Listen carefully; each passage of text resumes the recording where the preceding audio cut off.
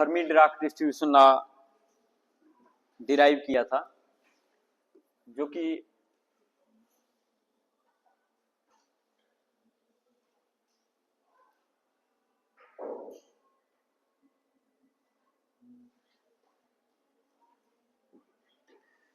हमारे पास था NU DU equal to GU divided by sorry उससे पहले यहाँ पे हमने अल्फा की वैल्यू फाइंड आउट की थी। अल्फा की वैल्यू हमारे पास यहाँ पे आई थी माइनस कमिन UF डिवाइडेड बाय KT। तो ये हमारे पास यहाँ पे अल्फा की वैल्यू आई थी। तो थोड़ा सा मैंने वीडियो लेक्चर में अलग बताया हुआ है, यहाँ पे कल जो आपको बताया था, यहाँ पे मैंने बोला था कि हमारे पास जब U आपका UF के बराबर होगा तो उस केस में हमारे पास जो NU बटा GU है वो हमारे पास जो 1 होगा। तो फिर हमने जो फॉर्मूला था NU बटा GU, उसमें हमने e रेट पावर अल्फा और e rate power U by KT plus 1 यहाँ पे लिखा था।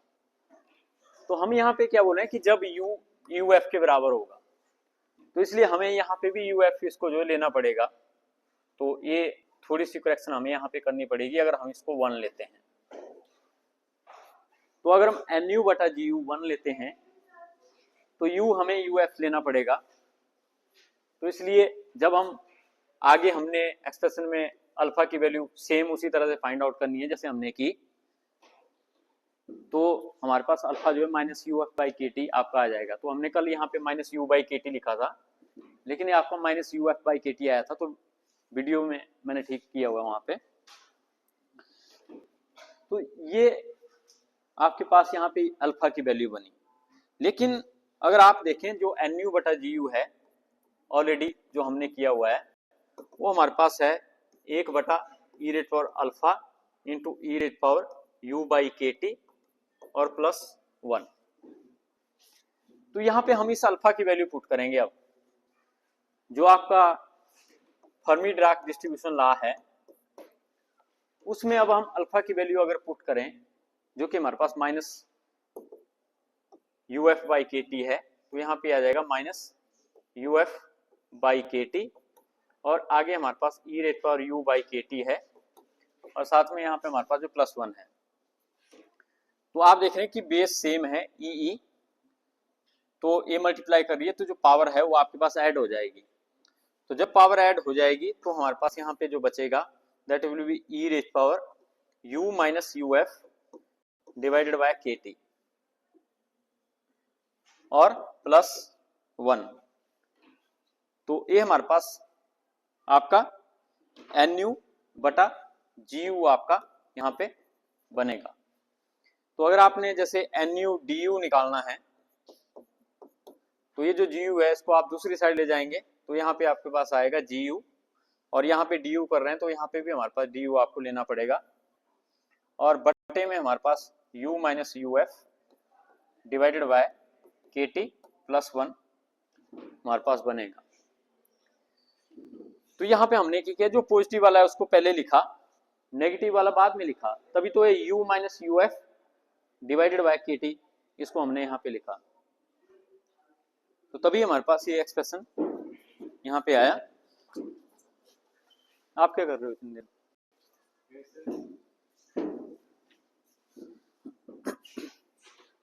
तो ये हमारे पास इन दी फॉर्म ऑफ एनर्जी हमारे पास जो है फर्मी डिराक डिस्ट्रीब्यूशन लॉ यहाँ पे आपका बनता है।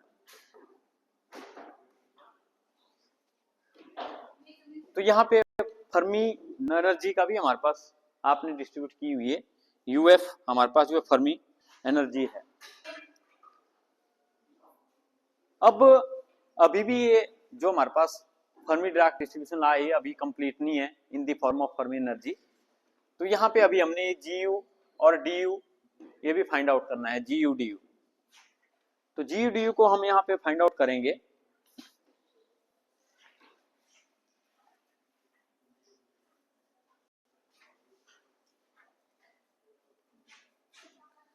तो नेक्स्ट है हमारे पास determination of G U, determination of G U. तो इस जी यू की वैल्यू यहाँ पे निकालेंगे और फिर इस एक्सप्रेशन में पुट करेंगे, तब हमारे पास एन यू डी यू यहाँ पे हमारे पास आएगा। तो बताए जी यू अगर हमने फाइंड आउट करना है तो हमने पहले एक आर्टिकल किया हुआ है, number of phase space cell, number of phase space cell in the momentum interval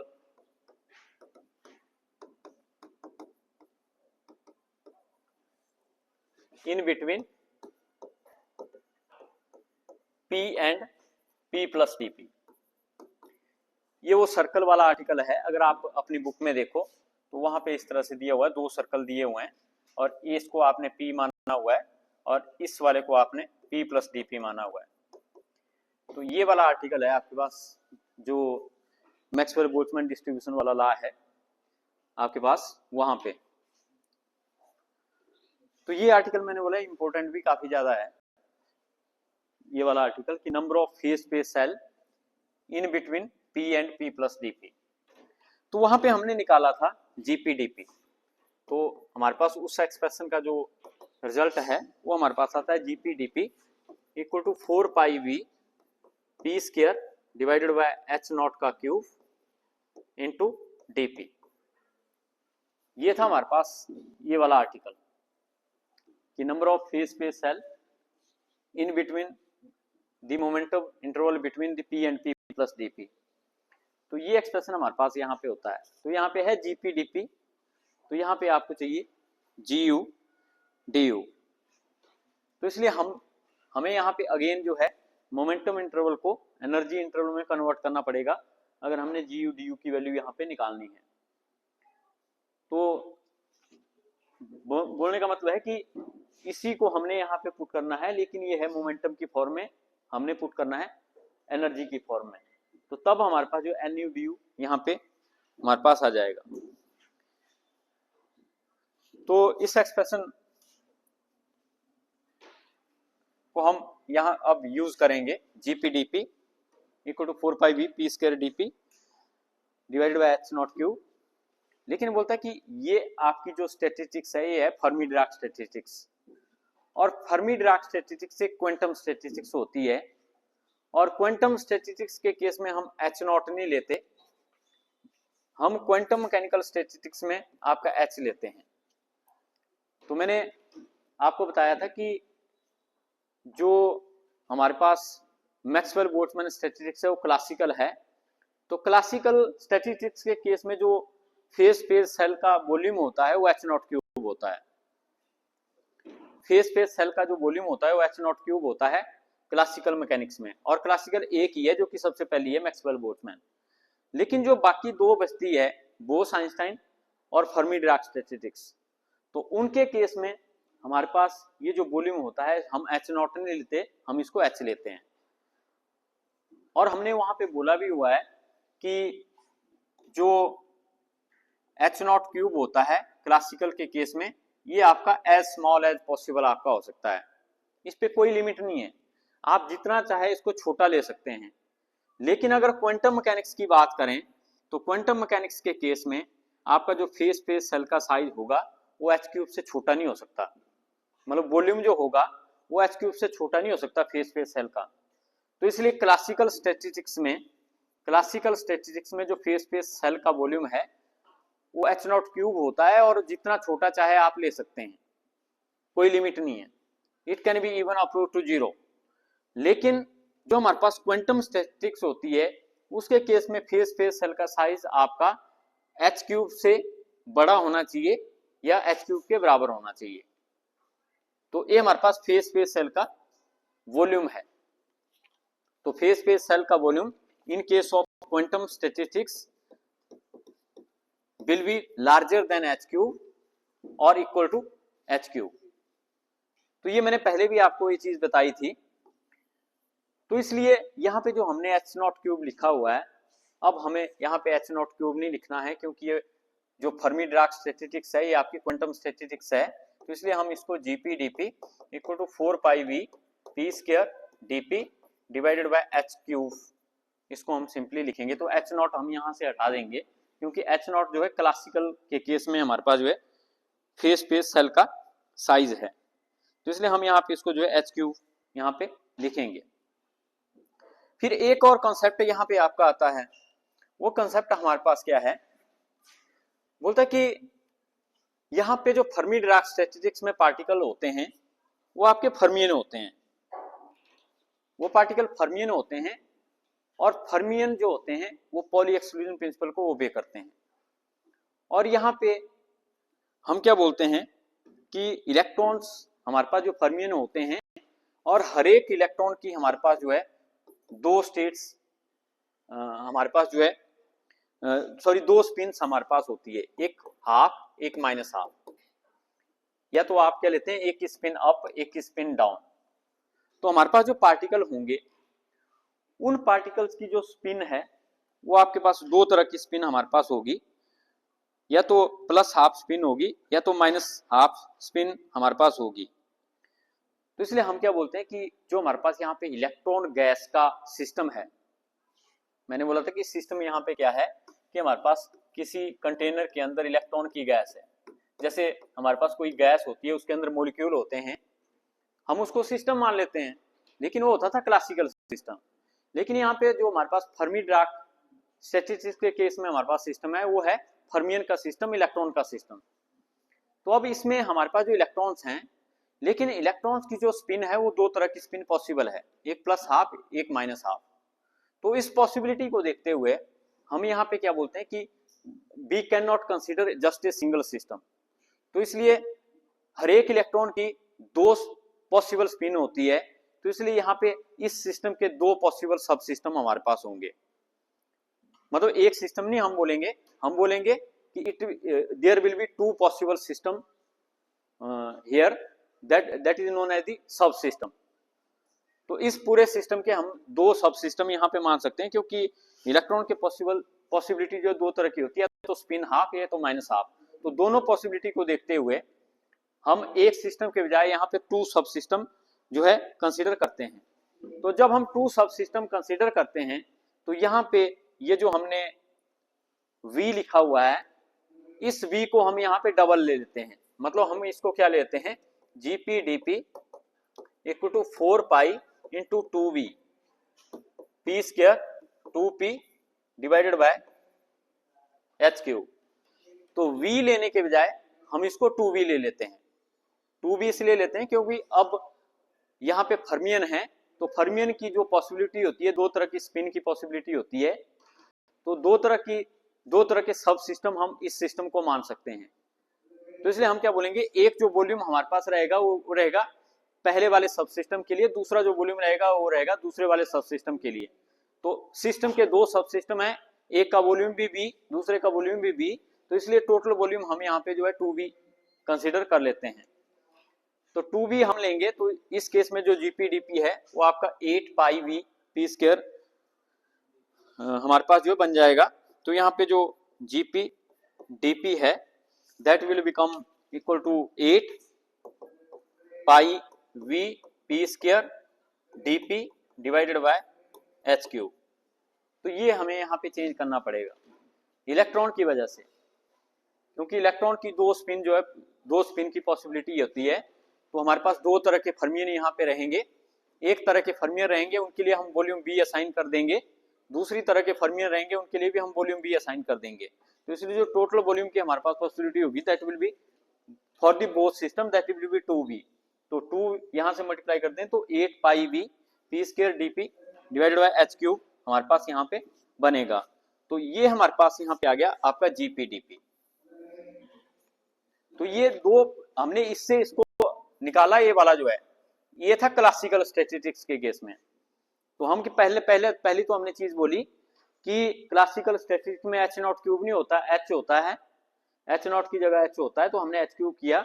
और दूसरा हमने बोला कि यहाँ पे फर्मियन होते हैं, तो V की जगह हमने 2V किया, क्योंकि फर्मियंस के दो पॉसिबल सब सिस्टम हमारे पास होते हैं, तो इसलिए V की जगह हम 2V इसको यहाँ पे लिखते हैं। तो हमारे पास ये वाला एक्सप्रेशन आपका यहाँ पे आया GPDP equal to 8 pi V P square by H cube into D P.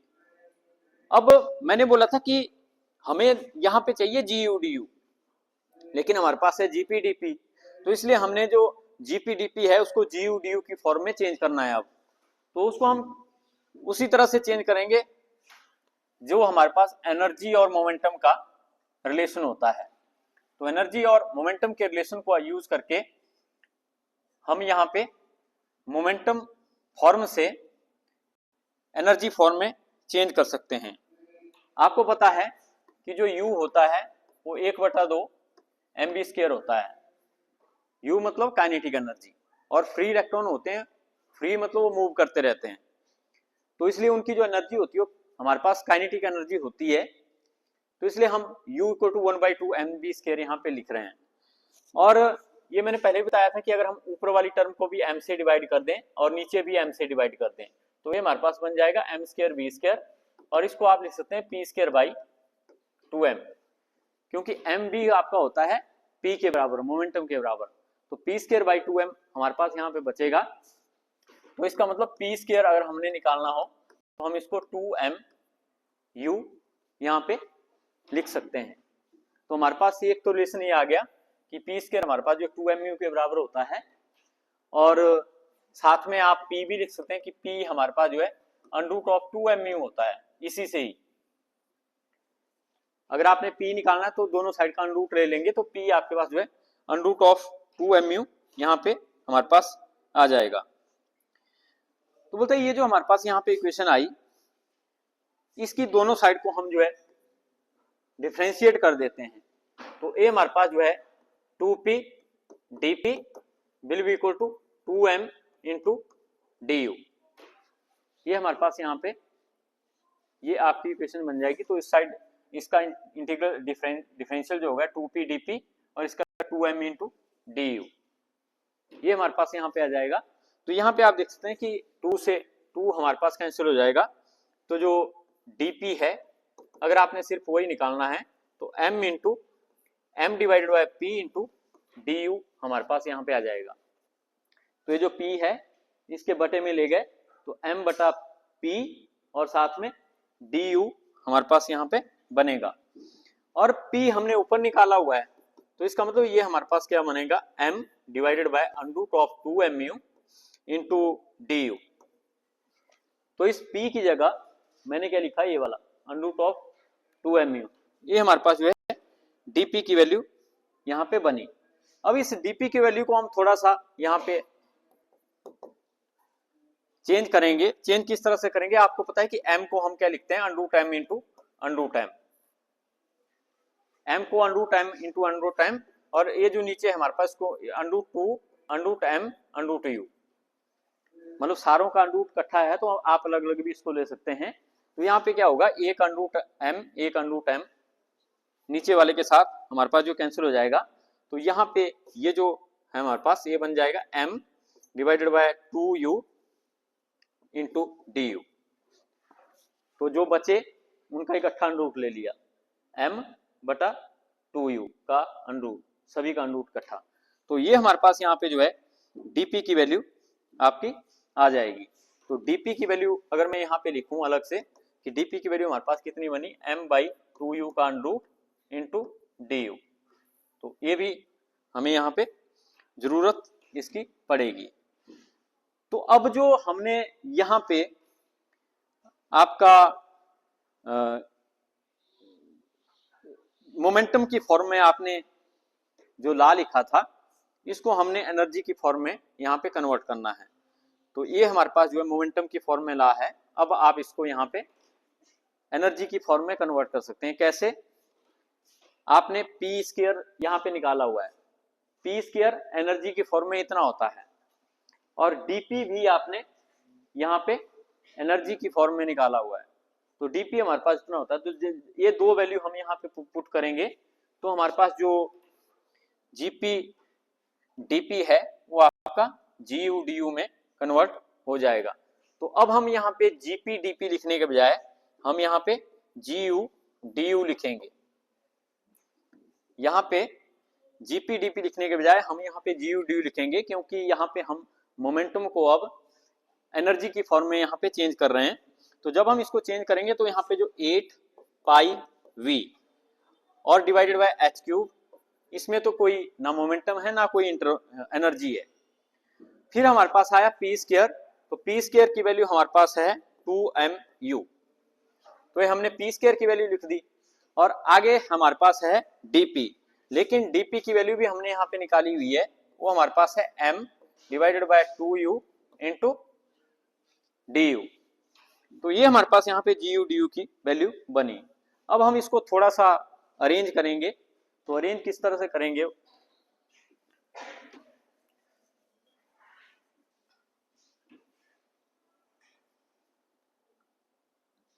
Arrange किस तरह से करेंगे कि ये हमारे पास जो 8 pi we,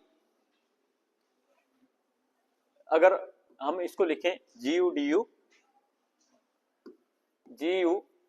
you equal to 8 pi V divided by H cube, और आगे है हमारे पास 2, तो 2 को हम लिख सकते हैं √2 मल्टीप्लाई बाय √2, इस 2 को। और उसी तरह से m को भी हम लिख सकते हैं √m, और आगे हमारे पास है u, तो u को भी हम यहाँ पे √u, तो मैंने क्या किया, जितने भी हमारे पास 2 है, m है, u है, सभी को मैंने √2 की फॉर्म में लिखा। जैसे आपको पता है कि √2 मल्टीप्लाई बाय √2 2 होता है, तो उसी तरह से √m भी आपका m ही होता है, √u भी आपका, तो मैंने सभी को यहाँ पे डबल कर दिया √2 लेके, √2 into √2, √m into √m, √u into √m, तो ये हमारे पास यहाँ पे बना। और आगे हमारे पास जो एक्सप्रेशन है इसके आगे, वो है हमारे पास √m और डिवाइडेड बाय √2 और √u, इनको भी मैंने दोबारा से सेपरेट कर दिया, √m को अलग, √2 को अलग, √2 को अलग, और आगे है हमारे पास du। ये इसलिए किया क्योंकि आपको पता है कि जो यहाँ पे √2 है वो यहाँ के √2 से कैंसिल हो जाएगा हमारे पास, और जो यहाँ पे √u है वो यहाँ एक √u से हमारे पास जो है कैंसिल हो जाएगा। तो यहाँ पे हमारे पास जो बचा वो हमारे पास यहाँ पे बचेगा 8 √2, तो 8 √2, और आगे हमारे पास पाई, और यहाँ पे हमारे पास v भी था, पाई v, और आगे हमारे पास m रेज्ड पावर, तो m हमारे पास कितना है, 1 2 3, तो 1 की पावर है 1/2, तो 3 की पावर कितनी हुई, 3/2, तो m raised power 1/2, m raised power 1/2, m raised power 1/2, तो तीनों को ऐड करोगे तो m रेज्ड पावर 3/2 हमारे पास यहाँ पे बनेगी टोटल पावर, और हमारे पास यहाँ पे एक √u और बच गया, तो इसको हम लिख सकते हैं u रेज्ड पावर 1/2, ये बच गया अभी, तो इसको मैं u रेज्ड पावर 1/2 यहाँ पे लिख सकता हूँ, और बटे में आपका यहाँ पे h क्यूब भी है, और साथ में यहाँ पे आपका du भी हमारे पास है। तो ये आ गया हमारे पास expression for the GU DU। ये आ गया एक्सप्रेशन GU DU। ये हमने डालना है जो NU DU वाला एक्सप्रेशन था, तो NU DU वाला एक्सप्रेशन हमारे पास पहले आया था, उसमें हमने ये वैल्यू पुट करनी है।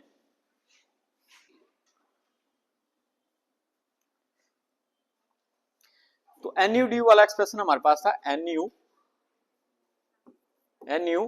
DU equal to GU DU divided by e raise power u minus uf divided by KT और +1 इंटू DU। तो यहाँ पे इसकी वैल्यू हमने पुट करनी है, तो हमारे पास जो NU DU है वो हमारे पास यहाँ पे आ जाएगा।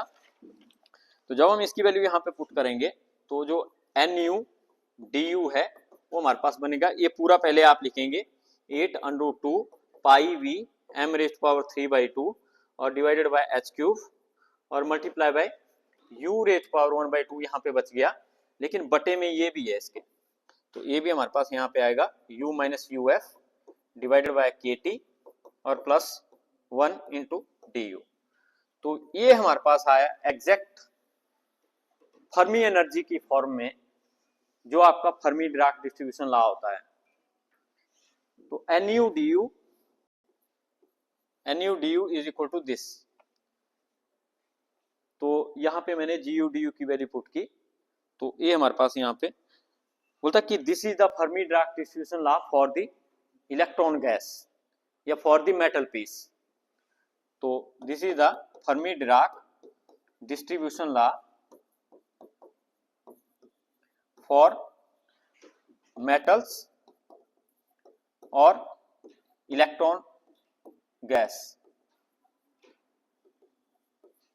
इलेक्ट्रॉन गैस के लिए या किसी मेटल के लिए जो हमारे पास फर्मी डिराक डिस्ट्रीब्यूशन लॉ है वो हमारे पास ये वाला बनेगा। तो कई बार आपको स्पेशली आता है ड्राइव करने के लिए कि drive the Fermi Dirac distribution law for a free electron gas.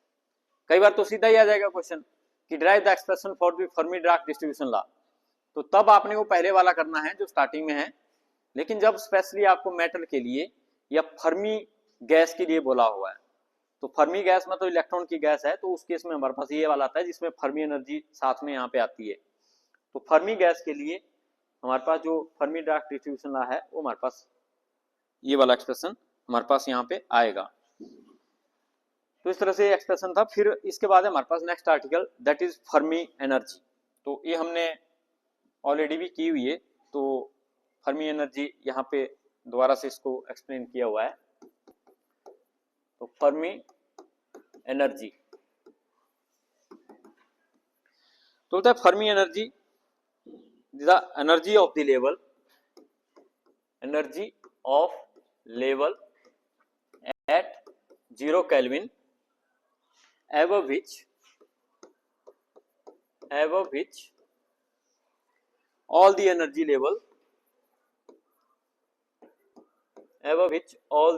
level are vacant and below which all the energy levels are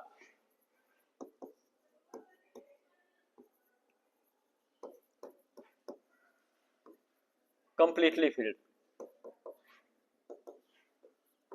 ये वही डेफिनेशन है जो मैंने आपको कल बताई थी कि हमारे पास पहले तो हम बात करते हैं फर्मी लेवल, फिर हम बात करते हैं फर्मी एनर्जी की।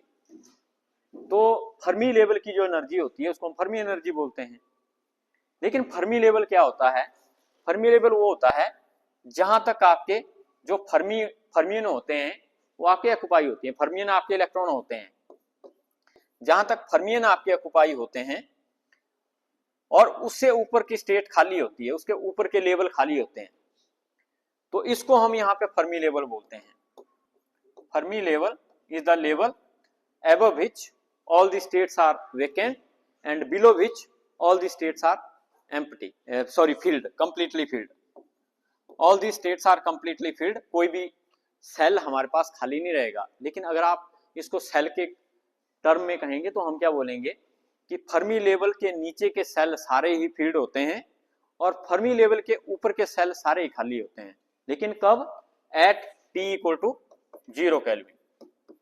तो ये चीज, ये आपकी जो है फर्मी एनर्जी और फर्मी लेवल की डेफिनेशन हमारे पास होती है। तो अगर ये पेपर में आए तो आपने पहले तो फर्मी लेवल डिफाइन करना, फिर आप सिंपली बोल सकते हैं कि फर्मी लेवल की जो एनर्जी होती है उसको हम फर्मी एनर्जी बोलते हैं और इस लेवल की जो एनर्जी होती है उसको हम UF या EF यहाँ पे लिखते हैं। इसको हम जो है फर्मी एनर्जी बोलते हैं। तो अब हम यहाँ पे एक्सप्रेशन भी निकालेंगे कि ये क्वेश्चन भी पेपर में आया हुआ है, मेरे ख्याल से 1-2 साल पहले मैंने देखा था क्वेश्चन पेपर पे कि drive the expression for the Fermi energy. UF जो आप बोल रहे हैं कि UF के लिए एक्सप्रेशन डिराइव करो, तो ये क्वेश्चन भी काफी इंपॉर्टेंट है। तो इसके लिए हम जो एक्सप्रेशन डिराइव करते हैं, लेकिन कहाँ से हम इसकी स्टार्टिंग करते हैं? हम इसकी स्टार्टिंग पिछले आर्टिकल से करते हैं जो कि हमारे पास Fermi Dirac distribution law for fermion, Fermi gas के लिए हमारे पास जो लॉ है वहां से हम इसकी स्टार्टिंग करते हैं और वो हमारे पास है NuDu = 8√2 pi V m⁻³ और divided by h³ into U⁻⁴ और बटे में हमारे पास e⁻u⁻ डिवाइडेड बाय kT और +1 into du। तो ये हमारे पास जो लॉ है ये हमारे पास फर्मियंस के लिए, जिसको हम फर्मी डिराक डिस्ट्रीब्यूशन लॉ बोलते हैं फॉर दी फर्मियंस। तो यहां से हम इसकी स्टार्टिंग करते हैं और ये लॉ हमें क्या बताता है, ये हमें बताता है नंबर ऑफ पार्टिकल या number of fermion in the energy interval du। तो du इंटरवल में कितने आपके पार्टिकल हैं वो हमें ये बताता है। nu du का मतलब मैंने आपको पहले बताया हुआ है कि number of particle in the energy interval du या inside the energy interval du। तो du जैसे मैंने बताया था कि किस तरह से हम डिसाइड करते हैं कि अगर ये u है और ये u प्लस du है तो इनका जो डिफरेंस बनेगा वो du के बराबर बनता है। तो आप डिफरेंस कैसे निकालते हैं, आप हायर नंबर से लोअर नंबर को माइनस करते हैं। तो u प्लस du से u को माइनस करेंगे तो du ही हमारे पास बचेगा। तो आप यहाँ पे क्या बोल सकते हैं कि nu is the number of particle in du with in du। तो इस du के बीच में हमारे पास कितने पार्टिकल हैं उनको हम nu du यहाँ पे बोलते हैं। तो nu du are the number of particle in this interval du। तो यहाँ पे जो पार्टिकल हैं वो आपके फर्मियन हैं।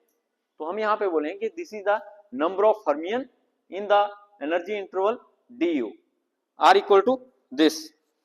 लेकिन अगर हमने total number of the particles निकालने हैं, जो आपकी इलेक्ट्रॉन की गैस है, जो आपकी फ्री इलेक्ट्रॉन की गैस है या मेटल के अंदर जितने में हमारे पास फ्री इलेक्ट्रॉन हैं, आपने total number of free electron निकालने हैं। तो वो हम किस तरह से यहाँ पे निकालेंगे, तो हम क्या बोलेंगे कि total number of the particles will be equal to n। तो ये है हमारे पास टोटल नंबर ऑफ फर्मियंस और पार्टिकल्स। वो हम कैसे निकालेंगे, 0 से लेकर के uf तक आपने nu du करना है इंटीग्रल। इसका मतलब क्या हुआ, अगर आप ध्यान से देखो टोटल पार्टिकल मैंने ये बनाया हुआ है यहाँ पे सिस्टम। तो इसमें आप क्या बोलेंगे, टोटल पार्टिकल कहां से कहां तक होंगे, यहां से लेके जो हमारे पास जीरो स्टेट है, मतलब जीरो लेवल से लेकर के फर्मी लेवल तक सारे आ जाएंगे। इसके ऊपर तो खाली है, इसके ऊपर सारे खाली हैं लेवल। तो अगर आपने इस सिस्टम के सारे पार्टिकल निकालने हैं तो आप क्या करेंगे, 0 से फर्मी लेवल तक ही करेंगे, ऊपर जाके तो कोई फायदा नहीं है। तो इसलिए ये मैंने यहाँ पे लिमिट ली है कि मैंने क्या किया कि 0 से लेकर के फर्मी लेवल तक जो सभी एनर्जी इंटरवल हैं du, उन सभी के पार्टिकल ऐड कर दिए। तो nu du का मतलब मैंने बोल दिया कि it is nu du is number of particle in du। लेकिन अगर सभी du में कितने पार्टिकल हैं वो आपने निकालने हैं तो सभी du इंटरवल के पार्टिकल को आप ऐड करेंगे। तो ऐड हम कैसे करते हैं, इंटीग्रेशन से। तो इंटीग्रेशन कहां से कहां तक, 0 से लेकर uf तक, मतलब कि आप 0 से लेकर के uf तक सभी पार्टिकल को ये ऐड कर रहे हैं इस फॉर्मूले की हेल्प से, 0 to uf nu du। तो nu du आपने यहाँ पे निकाला हुआ है, तो जस्ट इसमें आपने जो है पुट करना है। तो हमारे पास जो टोटल नंबर ऑफ पार्टिकल यहाँ पे हमारे पास आ जाएंगे।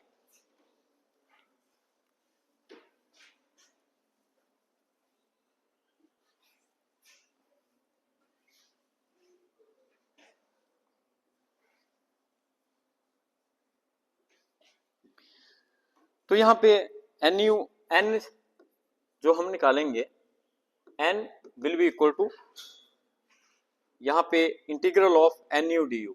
तो nu du की वैल्यू हम यहाँ पे पुट करेंगे अगर, तो जो कांस्टेंट टर्म है वो तो इंटीग्रल के बाहर हम ले लेते हैं। तो यहाँ पे 8 अंडर 2 पाई v m रेज़ पावर 3/2 और डिवाइडेड बाय h क्यूब, ये सारा हमारे पास कांस्टेंट है क्योंकि इसमें हमारे पास जो है एनर्जी नहीं है।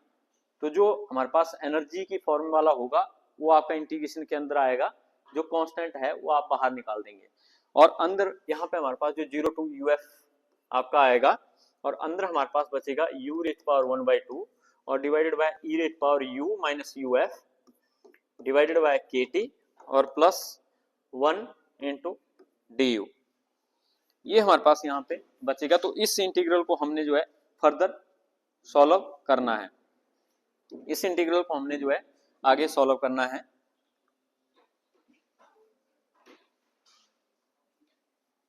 तो हमारे पास जो total number of the particle n है वो हमारे पास जो कैलकुलेट हो जाएंगे।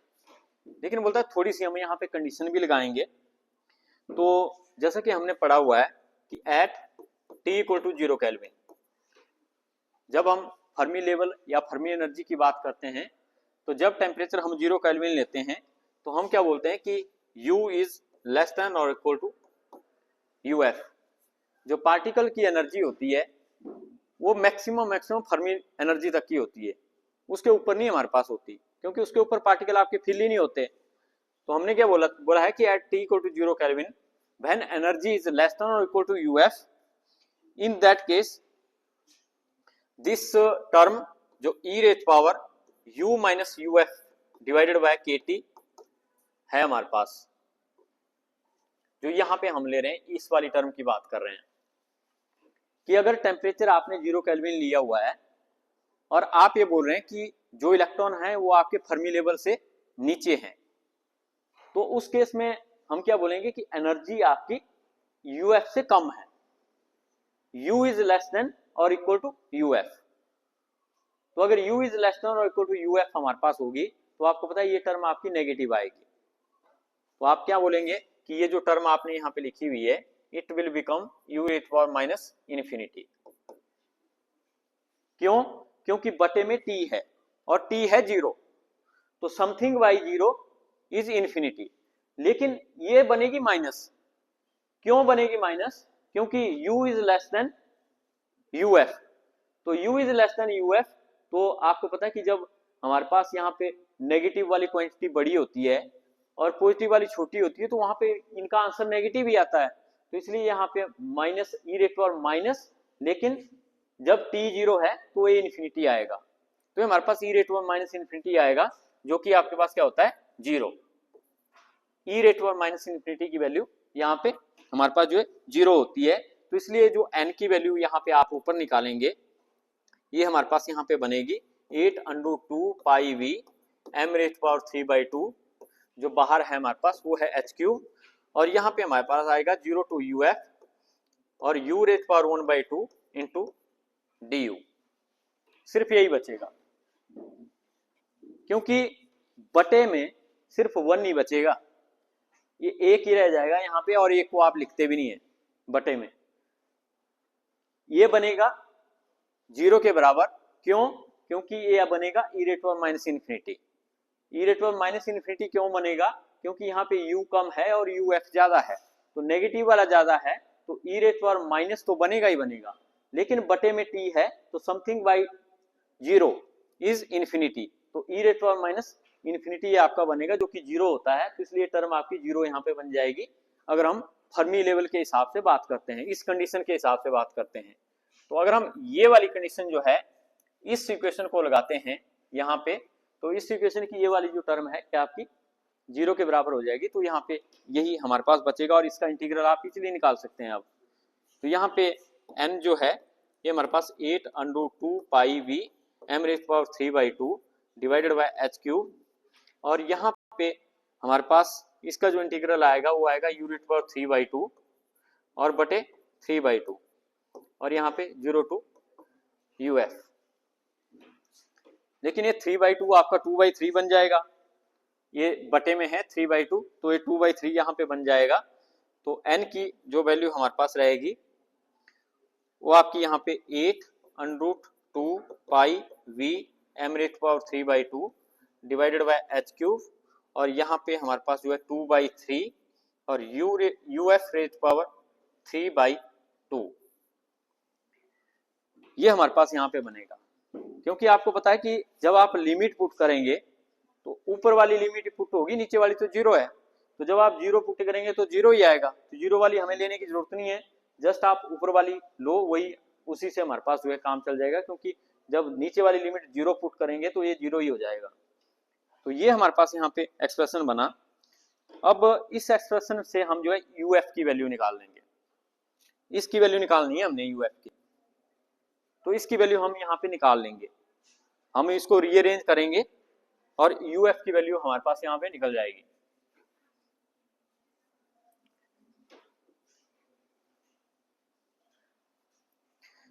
तो हम क्या करेंगे, इसको इधर ही रहने देते हैं अकेले को, बाकी को दूसरी साइड ले जाते हैं सारों को, मतलब UF रेज पावर 3/2 हमने रखा इधर ही, तो हम क्या बोलेंगे, uf रेज पावर 3/2 हमने रख लिया ए की साइड, और जितनी भी टर्म थी वो ले गए हम दूसरी साइड। तो दूसरी साइड ले जाएंगे तो 2/3 जाएगा दूसरी साइड, तो 3/2 बन जाएगा। 3 यहां पे आ गया, 2 बटे में गया, तो ये बन गया 3/2 इंटू एन। एन यहां पे है तो 3n/2 ये हमारे पास यहां पे बनेगा।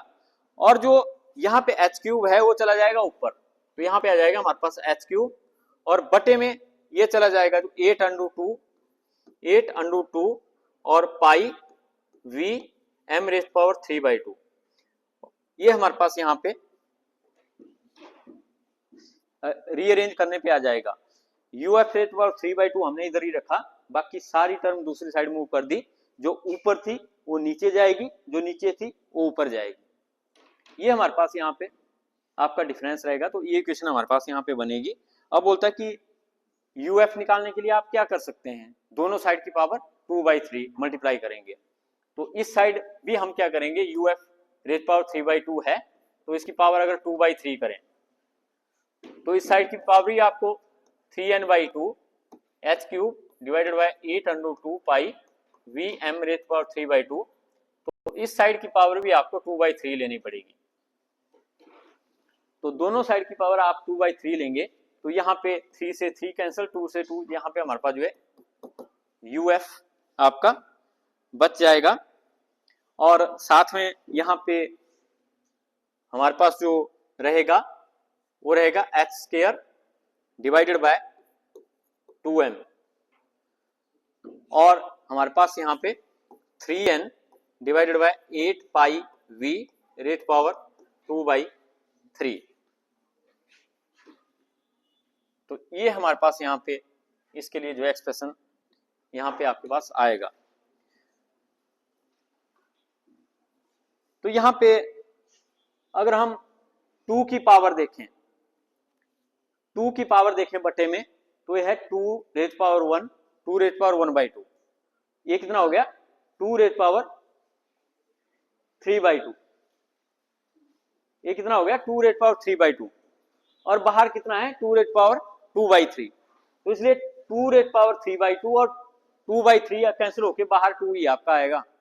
तो इसलिए सिंगल 2 हमने बाहर लिखा है यहाँ पे आके, क्योंकि ये ब्रैकेट के अंदर है और हम इसको ब्रैकेट के बाहर लिख रहे हैं। लेकिन हम टोटल पावर 2 की निकाल रहे हैं, 2 रेज़ पावर 1 प्लस 1/2 3/2, लेकिन बाहर है पावर 2 रेज़ पावर 2/3। तो 2 से 2 कैंसिल, 3 से 3 कैंसिल, जैसे हमने यहाँ पे किया। तो यहाँ पे सिर्फ 2 ही हमारे पास बचेगा, बाकी अंदर हमारे पास रह गया 8 पाई v और ऊपर हमारे पास रह गया 3n।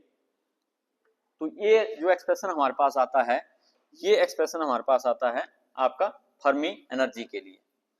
तो ये कई बार पेपर में आपका आया हुआ है ये वाला एक्सप्रेशन। तो इसको हम यहाँ पे जो है फाइंड आउट करते हैं। तो बोलता है कि uf depend upon n upon v। तो यहाँ पे आप देख सकते हैं कि जो uf है वो हमारे पास n अपॉन v के डायरेक्टली प्रोपोर्शनल है, n अपॉन v। तो n अपॉन v हमारे पास क्या हुआ, number of particle per unit volume, number of particle per unit volume. तो जो फर्मी एनर्जी है वो आपकी n अपॉन v पे डिपेंड करती है। सेम चीज आप बीएससी थर्ड ईयर में भी पढ़ते हैं, वहां पे भी है आर्टिकल, तो वहां पे भी ये चीज हम जो है प्रूव करते हैं। तो बोलता है कि अगर हमने Fermi Dirac distribution law in terms of energy निकालना है, तो थोड़ा सा यहाँ पे एक और लाइन है आपकी कि अगर आपने जो फर्मी डिराक डिस्ट्रीब्यूशन लॉ है, Fermi Dirac distribution law in terms of energy, Fermi energy in terms of Fermi energy अगर हमने निकालना है तो हम क्या करते हैं, ये जो एक्सप्रेशन हमारे पास आया हुआ है, इस एक्सप्रेशन से हम जो हमने यहाँ पे ये वाला एक्सप्रेशन निकाला था, इस एक्सप्रेशन से हम क्या करते हैं कि 8/2 पाई v m रेज़ पावर 3/2 और डिवाइडेड बाय h³ निकालते हैं। तो ये चीज इसमें है, हमने क्या करना है, मतलब इसका उल्टा निकालना है, मतलब 8√2 pi v m raise power 3/2 divided by h cube, ये हमने निकालना है। तो हम क्या कर सकते हैं, इसको इधर मल्टीप्लाई कर लो, इसको इधर कर लो और uf को दूसरी साइड ले जाओ। मतलब बोलने का मतलब क्या है, हमें चाहिए ये वाली क्वांटिटी इस एक्सप्रेशन की, लेकिन उल्टी। तो उल्टी कैसे निकाल सकते हैं, इसको आप ऊपर ले जाओ, इसको नीचे ले जाओ, uf को दूसरी साइड ले जाओ। तो ये क्वांटिटी जब हम निकालते हैं तो ये आपकी 3/2 uf रेज पावर माइनस 3/2 हमारे पास आ जाती है इंटू n। यहाँ पे हमारे पास आपका nv है, तो 3/2 n ये हमने यहीं पे रहने दिया, इसको हम दूसरी साइड ले गए और uf को हम इधर ले आए, तो a जाएगा बटे में, जब आपने इसको ऊपर करना तो इसकी पावर माइनस 3/2 हमारे पास हो जाएगी। तो इस तरह से इसकी वैल्यू हमारे पास बनती है, और इस वैल्यू को हमारे पास जो आपकी फर्मी डिराक डिस्ट्रीब्यूशन की इक्वेशन है जो हमने पहले निकाला था उसमें जस्ट पुट ही करते हैं और हमारे पास आपका ला वहां पे आ जाता है। तो वहां पे हमने निकाला था कि हमारे पास nu du है वो आपका 8√2 pi v m raise power 3/2 divided by h cube multiply by u raise power 1/2 divided by e raise power u minus uf divided by kt plus 1। ये था हमारे पास फर्मी, जो हमने Fermi Dirac distribution law in terms of Fermi energy निकाला था, वो हमारे पास ये था। लेकिन ये देखो, ये वैल्यू हमने ये निकाल दी, यहाँ पे ये वैल्यू जो अभी मैंने यहाँ पे निकाली हुई है, ये वैल्यू यहाँ पे भी है, तो इसकी जगह हम इसको पुट कर सकते हैं। यहाँ पे जो इस फैक्टर की वैल्यू है 3/2 uf रेज पावर माइनस 3/2, वो आप यहाँ पे पुट करेंगे तो हमारे पास जो फर्मी डिराक डिस्ट्रीब्यूशन लॉ है वो आपके पास डिफरेंट हो जाएगा। इस केस में वो आपका बनेगा nu du इक्वल टू, ये फैक्टर हमारा कितना आया है वहां पे 3/2 uf रेज पावर माइनस 3/2, और हमारे पास साथ में है n, और आगे है हमारे पास यहाँ पे u raise power 1/2 divided by e raise power u minus uf divided by kt और प्लस 1। तो ये भी हमारे पास फर्मी डिराक डिस्ट्रीब्यूशन लॉ है in terms of Fermi energy. ये और भी छोटी फॉर्म में है, ये देखो इसमें बहुत सारी बड़ी बड़ी चीजें हैं, यहाँ पे इतना सारा फैक्टर है, लेकिन इस पूरे फैक्टर को हमने जस्ट इसी से रिप्लेस कर दिया यहाँ पे। तो ये भी हमारे पास यहाँ पे फर्मी डिराक डिस्ट्रीब्यूशन लॉ है इन टर्म्स ऑफ एनर्जी। तो इस तरह से ये आपका आर्टिकल था।